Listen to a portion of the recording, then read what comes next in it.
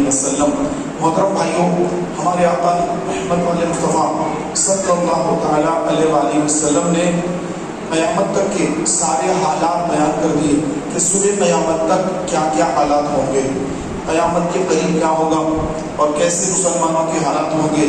تو محترم بھائیوں، قیامت تک کے تمام حالات آپ علیہ السلام نے بیان فرما دی۔ ممبر پر سرکار علیہ السلام تشریف فرما ہوئے اور حضرت عمر فاروق اعظم فرماتے ہیں کہ رسول پاک علیہ السلام ممبر پر جلوہ بار ہوئے اور قیامت تک کے سارے حالات بیان کر دیے۔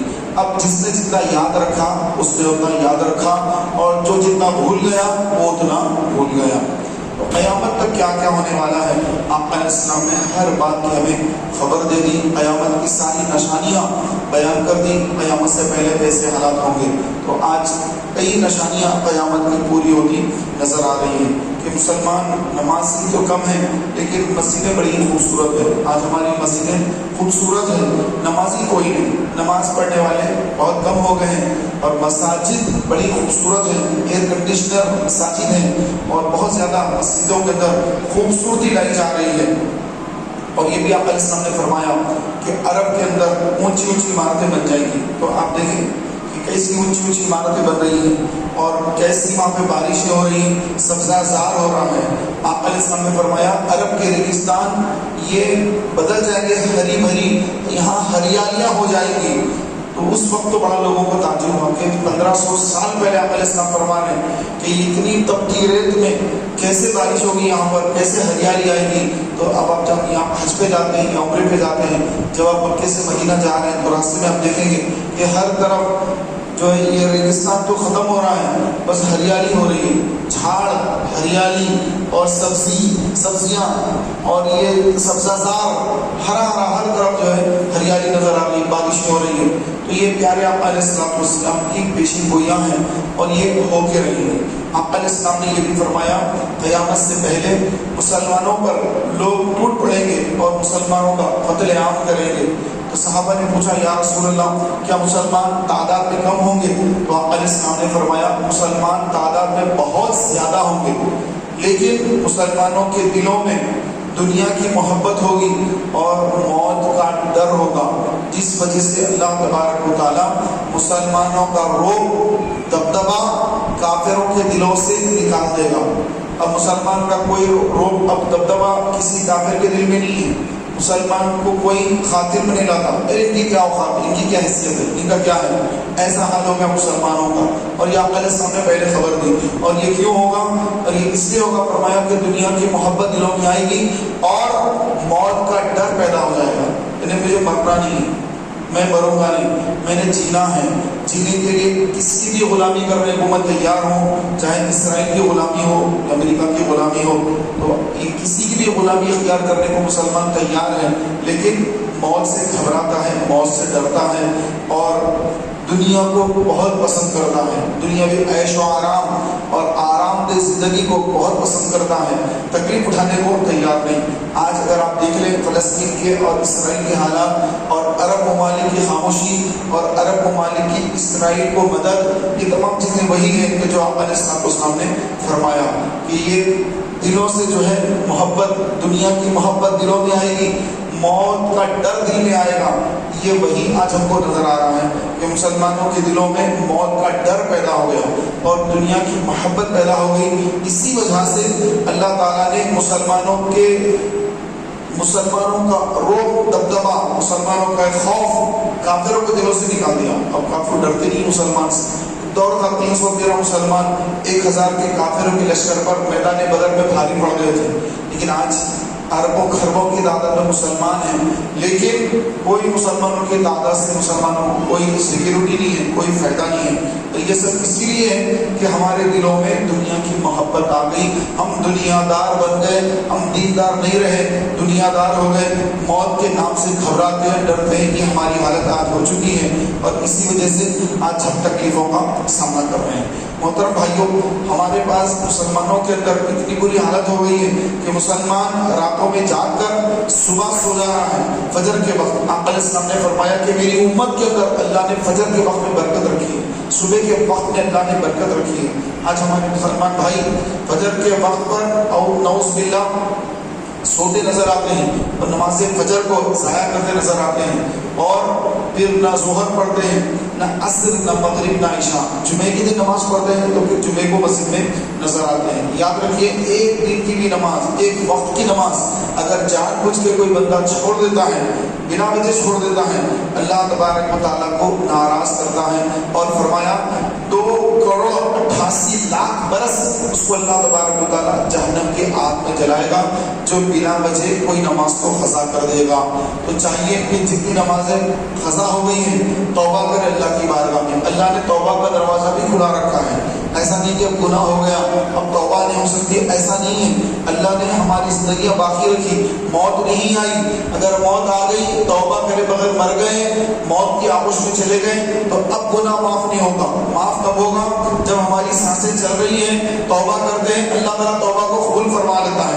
لیکن اگر ہم نے توبہ نہیں کی، موت آ گئی، تو اب توبہ کا دروازہ بند ہو چکا ہے، اب توبہ قبول نہیں ہوگی۔ اللہ نے دروازے کو بند کر دیا، کیوں؟ کیونکہ موت کے بعد تو کوئی بھی توبہ کرے تو تھوڑی توبہ قبول ہوگی۔ کافر بھی بولیں گے، مشرک بولیں گے کہ یا اللہ ہم سے بھی غلطی ہے، بت پرستی کر رہے تھے، کفر میں مبتلا تھے، شرک میں مبتلا تھے، اب ہم کو تو معاف کر دے، تو اب معافی نہیں ہوگی۔ تو پیارے بھائیوں، جب تک ہماری زندگی باقی ہے، سانسیں باقی ہیں، توبہ کا دروازہ کھلا ہوا ہے۔ یہ جب اللہ کی بارگاہ میں آ گیا، اللہ تعالیٰ اس کی توبہ کو قبول کر لیتا ہے۔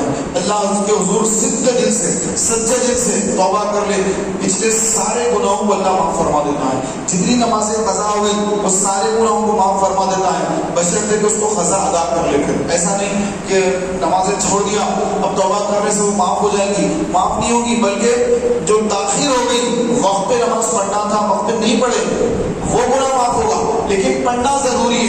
ایسا نہیں ہے جتنی نمازیں چھوٹ گئی تو میں توبہ کر لوں گا اللہ کی بارگاہ میں تو اللہ میرے سارے گناہوں کو معاف کر دے گا، نمازیں بھی معاف ہو جائیں گی، رمضان کے روزے معاف ہو جائیں گے۔ ایسا نہیں ہے، رمضان کے روزے بھی رکھنا پڑے گا قضا، نمازیں بھی قضا ادا کرنا پڑے گا، اور پھر معافی مانگنا پڑے گا اللہ تعالیٰ سے، توبہ کرنا پڑے گا سچے دل سے۔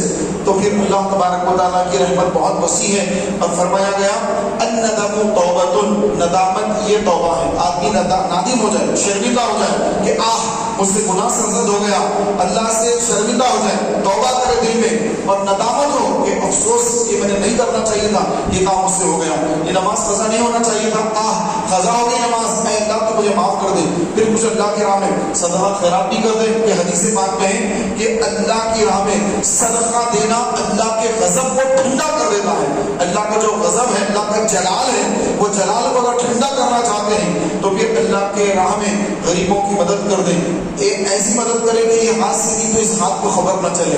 ایسا نہیں کہ دیکھ کر لوگوں کو سب کو بولتے پھر رہے ہیں کہ فلاں کو اتنے پیسے دیا، فلاں کو اتنے پیسے دیا، یہ تو ریاکاری ہوگی، الٹا گناہ ہوگا، ثواب تو کچھ نہیں ملے گا۔ حدیث پاک میں تھوڑا سا ریا بھی شرک ہے، کہ آدمی تھوڑی سی بھی ریاکاری کرے کہ میری نیکیاں لوگوں میں معلوم ہو جائے، ظاہر ہو جائے، اور لوگ اس کو متقی سمجھیں اور سخی سمجھیں کہ اللہ کے راہ میں صدقہ کرنے والا بڑا سخی آدمی ہے، سخی جانے، نیک جانے، متقی جانے۔ تو فرمایا گیا کہ جو اللہ کی راہ میں صدقہ خیرات کرے اور اس کو دکھاوا نہ کرے، اس کا دکھاوا نہ کرے، تو پھر وہ اللہ تعالیٰ اپنے دستے کرم میں وہ صدقہ لیتا ہے۔ یعنی اللہ تو ہاتھ اور پیر سے، آنکھ، ناک سے، زبان سے، چہرے سے، جسمانیت سے پاک ہے، لیکن حدیث پاک میں ہے کہ اللہ تبارک و تعالیٰ بندے کا صدقہ اپنے ہاتھ میں لیتا ہے۔ تو جو آپ دے رہے ہیں پہلے وہ اللہ کے ہاتھ میں جاتا ہے، جبکہ اللہ ہمارے جیسے ہاتھوں سے، پیروں سے، ہر چیز سے پاک ہے۔ اب اس کی شان کیا ہے وہ خدا ہی جانے کیا شان ہے، اس کے رسول جانے کی کیا شان ہے۔ تو ہم تو اتنا کہہ سکتے ہیں جو حدیث پاک میں آیا ہے کہ اللہ تعالیٰ کے ہاتھ میں پہلے وہ صدقہ جاتا ہے، پھر جس کو آپ صدقہ دے رہے ہیں اس کے پاس پہنچتا ہے۔ تو آپ اللہ کی راہ میں اچھا صدقہ کیا کرنا ذہن بنا لے اپنا۔ لوگ بقرعید میں قربانی کے جانور کے دن سے کر کے پتلا گوشت جو بالکل کم لیول کا گوشت ہوتا ہے وہ غریبوں میں دے دیتے ہیں، اور اپنے سسرال، بچی کے سسرال کو بھیجنا ہے تو رانوں کو نکال کے، ہاتھوں کو، رانوں کو جو ٹائپ پیسٹ کر کے وہ چیز کی زبردستی سے پیکنگ کر کے اس کو بھیجتے ہیں، غریبوں کو ایسے نکال کے دے کے آئی ہوں۔ تو ایسا نہ کریں، بلکہ جو آپ صدقہ دے رہے ہیں نا تو یہ اللہ تعالیٰ کی بارگاہ میں پہلے پہنچتا ہے، یہ اللہ کے حضور پہنچتا ہے، اللہ کے ہاتھ میں جاتا ہے۔ تو کیا آپ کو یہ پسند ہوگا کہ آپ جو دے رہے ہیں وہ اللہ کے ہاتھ میں جب جا رہا ہے اور اللہ تعالیٰ اس کو دیکھ رہا ہے کہ اس کے ہاتھ میں، اللہ کے ہاتھ میں ہے، اور اللہ تعالیٰ اس کو دیکھ رہا ہے، یہ بندہ اس بندے کو صدقہ دے رہا ہے، کتنا ہمیں افسوس ہو گیا، میں اچھا دینا چاہیے تھا، میں نے کیسا صدقہ دیا۔ تو ایسے ہی پیارے بھائیوں جب خدا کی راہ میں دے رہے ہیں، خدا کی راہ میں دے رہے ہیں تو دل کھول کر صدقہ خیرات کیا کریں، اللہ کی راہ میں دیا کریں، اور اس سے اللہ کا غضب ٹھنڈا ہوتا ہے۔ جو گناہ ہو گئے، نمازیں قضا ہو گئی، روزے قضا ہو گئے، تو یہ صدقہ اور خیرات کرنے سے معاف نہیں ہوتے، بلکہ ان کو قضا ادا کرنا ہے اور ساتھ ہی ساتھ صدقہ خیرات کرنا ہے۔ جھوٹ زبان سے نکلتی ہے، غیبتیں کرتے ہیں، چغلیاں کرتے ہیں، جھوٹ بولتے ہیں، طرح طرح کے گناہ کرتے ہیں، یہ سارے گناہ توبہ سے معاف ہو جاتے ہیں۔ جو بھی گناہ ہے بندہ جب سچے دل سے توبہ کر لیتا ہے، توبہ کے معنی کیا ہے؟ ایسا نہیں کہ توبہ یوں مان لیا تو یہ توبہ نہیں۔ توبہ کیا ہے؟ توبہ یہ ہے التائب من الذنب کمن لا ذنب لہ، کہ گناہوں سے توبہ کرنے والا ایسا ہے جیسے اس نے گناہ کیا ہی نہ ہو۔ تو گناہ کرنے کے بعد جب توبہ کر لیا، اب دوبارہ گناہ کی طرف نہ جائے، دوبارہ گناہ کی طرف دیکھے بھی نہیں، پلٹ کر، اس کو کہتے ہیں توبہ۔ پہلے گناہ ہو گیا، شراب پی لیا، زنا کر لیا، جھوٹ بول دیا، یہ کر دیا، وہ کر دیا، اب توبہ کر لیا کہ یا اللہ مجھ سے غلطی ہوئی، معاف فرما دے۔ اب اس کے بعد توبہ کر لیا نا، گناہ سارے معاف ہو گئے، اب کیا کرے؟ دوبارہ اس طرف نہ جائے، شراب کے اڈے پہ نہ جائے، زنا کے اڈے پہ نہ جائے، جھوٹ بولنے کی کام بند کرے، غیبت کا کام بند کر دے، چغلی کا کام بند کر دے، ماں باپ کی نافرمانی کرتا ہے وہ کام بند کر دے، جتنے حرام کاریاں ہیں وہ سارے سے توبہ کر لی، اب دوبارہ وہ گناہ نہ کرے۔ فرمایا گیا کہ توبہ ایسی کرے کہ جیسا بندہ دودھ نکھارتا ہے، دودھ دھوتا ہے، گائے سے دودھ نکال رہا ہے، بھینس سے دودھ نکال رہا ہے، تھنوں سے دودھ نکال رہا ہے، دھو رہا ہے، تو جیسے برتن میں دودھ آ گیا، برتن میں دودھ آنے کے بعد اب دوبارہ تھنوں میں واپس نہیں جاتا، آ گیا تو آ گیا۔ تو توبہ ایسی ہے، کر لیا تو کر لیا، اب پلٹ کے اس طرف نہ دیکھیں، جو ہو گیا سو ہو گیا، اب میں نے توبہ کر لی ہے، اب میں نے دوبارہ وہ گناہ نہیں کرنا ہے، تو توبہ قبول ہوتی ہے۔ لیکن آپ ادھر توبہ بھی کر رہے ہیں، پھر جا کر ادھر گناہ بھی کر رہے ہیں، ادھر ایک دن توبہ کرتے ہیں، دوسرے دن جا کے پھر وہی گناہ کرتے ہیں، تو فرمایا گیا، مولا علی فرماتے ہیں کہ گویا یہ بندہ اللہ سے ٹھٹا کرتا ہے، یعنی مذاق کر رہا ہے، یہ بندہ اللہ سے مذاق کر رہا ہے، ایک طرف توبہ بھی کرتا ہے اور ایک طرف جا کے گناہ بھی کرتا ہے، یہ گویا اپنے رب کے ساتھ مذاق کر رہا ہے۔ تو ایسا نہ کریں، بلکہ جب توبہ کرنا ہے تو سوچ سمجھ کے کر لیں، توبہ کے بعد میں توبہ کر رہا ہوں، پلٹ کے دوبارہ جانا نہیں، اب کیا بھروسہ کہ موت ابھی آ جائے، آپ سوچنے میں کہ بھائی سوچوں گا موت آ کے آپ سوچنے میں رہ جائیں گے، ایسا نہیں، توبہ کر لیں اور ذہن بنا لیں کہ اب تک جو بھی ہو گیا، اب نہیں ہوگا، اب میں اللہ کی رضا والی زندگی گزاروں گا، اب تک اپنی چلا لی، جو دین میں آیا کر لیا، لیکن اب نہیں، اب میرے رب کی مرضی چلے گی، میرا نہیں، کیونکہ اللہ نے قرآن میں فرمایا ان اللہ اشتری من المؤمنین انفسهم واموالهم بان لهم الجنہ، کہ بے شک اللہ نے مومنین کی جان اور مال جنت کے بدلے میں خرید لیے ہیں۔ تو ہم نے اللہ کو بیچ دیا، اپنا مال، اپنی جان، اپنی یہ جان پہ اپنا حکم ہے نہ اپنے مال پہ اپنا حکم ہے، حکم چلے گا اللہ کا، ہماری جان پر اللہ کا حکم چلنے والا ہے، ہمارے مال پر اللہ کا حکم چلنے والا ہے۔ اگر یہ چلے گا تو اس کے بدلے میں کیا ملے گا؟ جنت ملے گی، جس میں کبھی جوانی کا کبھی خاتمہ نہیں ہے، کبھی موت نہیں ہے، کبھی کوئی بیماری نہیں ہے، آرام ہی آرام ہے، زندگی اتنی طویل ہے جو ختم ہی نہیں ہوگی، صدیاں ختم ہو جائیں گی، گنتیاں ہی ختم ہو جائیں گی، لیکن جنت کی زندگی کبھی ختم نہیں ہوگی۔ اور وہ کیسے ملتی ہے؟ وہ اپنی جان جو اللہ نے ہم سے خریدی ہے اس سودے پہ قائم رہنا ہے۔ ان اللہ اشتری، بے شک اللہ نے خرید لیا، ان اللہ اشتری من المؤمنین، مومنوں سے اللہ نے خرید لیا کیا؟ ان کی جان اور مال۔ ان اللہ اشتری من المؤمنین من انفسهم واموالهم بان لهم الجنہ، ان کی جان اور ان کا مال اللہ نے جنت کے بدلے میں خرید لیا ہے۔ یہ سودا اللہ نے کیا، سورۃ توبہ کی آیت ہے، اللہ نے سودا کیا ہے کہ ہماری جان ہمارا مال اللہ نے دیا، آنکھیں اللہ نے دی، زبان اللہ نے دی، ہاتھ اللہ نے دیے، پیر اللہ نے دیے، پیٹ اللہ نے دیا، اس کو ہضم کرنے کی طاقت اللہ نے دی، یہ پیٹ سے خارج ہو، پیشاب رک جائے، آدمی تڑپ جائے، صرف پیشاب خارج کرنا یہ اتنی بڑی راحت ہے۔ اگر کسی کے پیٹ میں پیشاب رک جائے، کسی کا یورین بند ہو جائے، پھر وہ دواخانے پھرتا رہے، اور اگر اللہ کا حکم اگر کس کا یورین رک جائے، کون سا حکیم ہے، کون سا طبیب ہے، کون سا ڈاکٹر ہے، کون سا یورولوجسٹ ہے، کون سا بڑے سے بڑا ہاسپٹل ہے کہ جو اس کے پیشاب کو جاری کر سکے اگر اللہ روک دے تو ہم ایک گلاس جو پانی پیتے ہیں وہ اگر ہمارے جسم سے نہ نکلے تو ہم بے بس کچھ کر نہیں پاتے. تو اللہ تبارک و تعالیٰ نے تو اتنی نعمتیں دی, اتنی نعمتیں دی جس کا ہم تصور نہیں کر سکتے. آنکھ بند کر کے ذرا دیکھ رہے تھے مسجد تو آ گئے ہیں, کیا یہاں سے آنکھ بند کر کے کیا اپنے گھر جا سکتے ہیں, اپنی دکان جا سکتے ہیں؟ ارے ایک مسجد کے باہر نکالنا مشکل, گر جائیں گے یہیں پر. یہ آنکھوں کی نعمت ہے, اللہ نے دی ہے, اللہ نے دی ہے. یہ نعمت ان سے پوچھی تھی, کوئی یہ نعمت نہیں ملی جو آنکھوں سے محروم ہیں. آپ ان سے پوچھیں کہ آنکھ کیا ہے. ان کی شادیاں بھی ہو جاتی ہیں, وہ اپنی اہلیہ کا چہرہ بھی نہیں دیکھ سکتے. ان کے بچے بھی ہو جاتے ہیں, وہ بچوں کے چہرے کو دیکھ نہیں پاتے. شادی ہو گئی, بچے ہو گئے, لیکن کسی کو دیکھ نہیں پاتے, ان کی آنکھیں بند ہیں. ان کی زندگی میں اندھیرا ہے پورا, جو پیروں سے معذور ہے, بھاگ نہیں سکتا, دوڑ نہیں سکتا, چل نہیں سکتا. پیسہ کیوں کے بغیر اس کا سہارا نہیں, گزارا نہیں ہے. سیدھا ہاتھ کام نہیں کرتا, کھانا کیسے کھائے گا؟ الٹا اگر کام نہ کرے تو الٹے آپ کے کام ہیں بہت سارے, وہ کیسے کرے گا؟ تو میرے محترم بھائیوں, اللہ کی اتنی نعمتیں ہمارے ساتھ ہیں, ہم اس کا تصور نہیں کر سکتے. اور اللہ نے یہ سب خرید لیا ہے, خرید لیا ہے. اب کیا کرنا ہے؟ اللہ کو بیچ دیا, اب کیا کرنا؟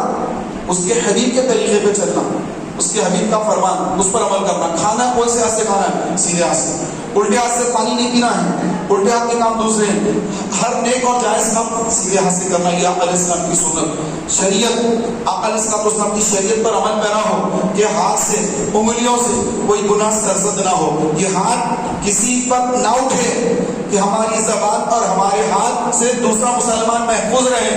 کل شہر حیدرآباد میں 7 مرڈر ہو گئے, یہ نیوز آ رہی ہے. ہمارے گھر کے پاس میں بھی ایک مرڈر ہو گیا, مسلمان کو مار دیا گیا, قتل کر دیا گیا, اس کے بچے یتیم ہو گئے, اس کی اہلیہ بیوہ ہو گئی. اس کی ماں کے دل پہ کیا صدمہ ہوگا وہ نہیں جانتا. کرنے والے کوئی اور نہیں, مسلمان ہیں.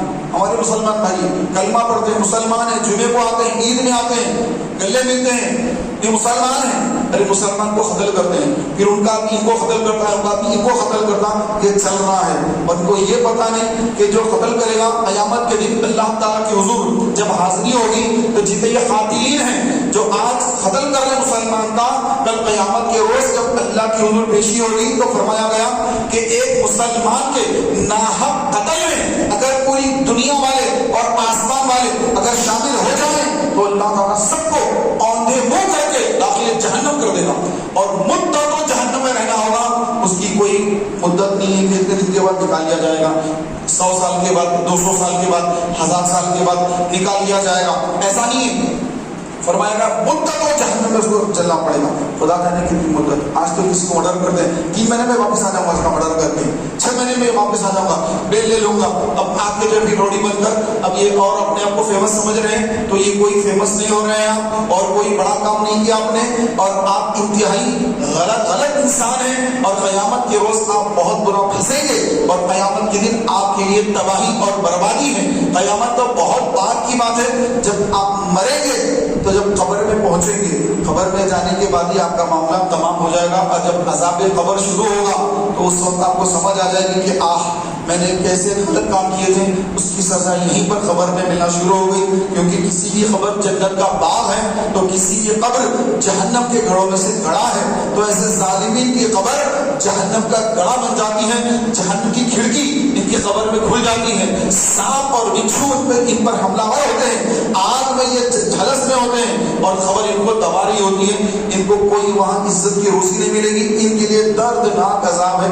اللہ کے حضور سچی توبہ کرے, اللہ سے معافی مانگے, اور جس کو قتل کیا ہے اس کے لواحقین کے پاس جا کر ان سے معافی تلافی کرے, اور اس کو جو دے سکتے اس کو دے, اور معافی طلب کرے, اور اللہ سے معافی مانگے, دونوں سے معافی مانگے, اور ان کے بچوں کی ذمہ داری قبول کرے, اور دوبارہ یہ گناہ نہ کرنے کا اللہ سے عزم کرے, روئیں گڑ گڑائیں اور معافی مانگے اللہ تعالیٰ سے. کیونکہ یہ ایسا بھیانک جرم ہے.